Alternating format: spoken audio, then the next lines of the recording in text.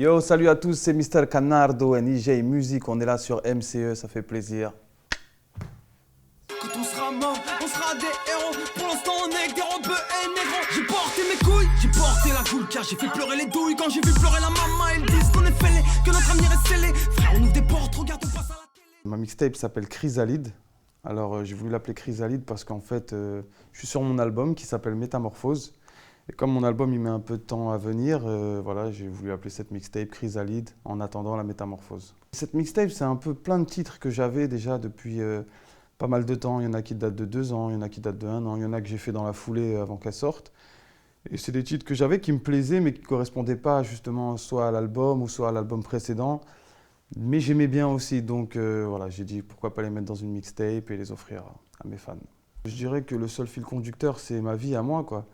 C'est vraiment, voilà, c'est la musique que j'aime, donc des fois je peux aimer la musique enjaillante, comme des fois je peux aimer la musique triste, ou des fois j'ai envie de faire une musique enjaillante, j'ai envie de faire une musique triste, et je ne vais pas garder qu'une seule direction musicale. Alors je me suis dit pourquoi pas tout rassembler, et puis on verra. Quand on sera mort, on sera des héros. Quand on sera mort, on sera des héros. Quand on sera mort, on sera des héros. Pour l'instant, on est des robeux et négros. On fait le taf, esquive les bases. Rien à foutre de tout ce qui viendra après. En fait, j'ai pas écrit sur une histoire en particulier. C'est vrai que j'ai eu beaucoup, les gens m'ont dit ouais, t'as écrit sur l'histoire de justement Zied et Bouna et tout ça. Mais en fait, c'était un morceau que j'avais fait il y a déjà longtemps, pas mal de temps.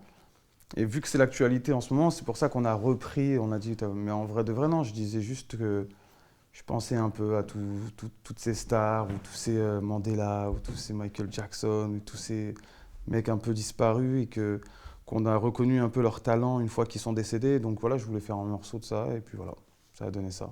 Dans le refrain, je dis, il y a des Bouna aussi.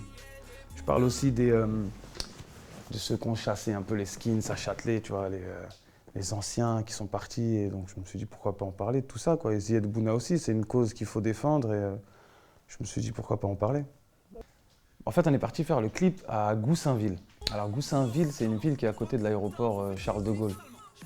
Et en fait, c'est un peu une ville abandonnée parce que vu qu'il y a les avions, ils passent à, je sais pas, 100 mètres, 200 mètres au-dessus, quoi. Tu les vois juste là, ça fait un boucan, mais vénère.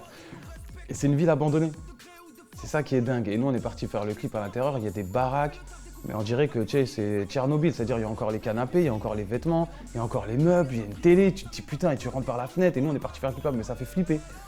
Et au 2e étage, il y avait des scènes de crime, il y avait du sang, il y avait des trucs, c'était incroyable. Je te jure, on était en panique. Je suis dans un film, tech, boys in the hood. Menace to society sous le coude. Scarface dans les yeux de mon fusil, le seul problème, c'est que c'est pas la vraie vie. Je sais pas si tu connais le film Walter Mitty.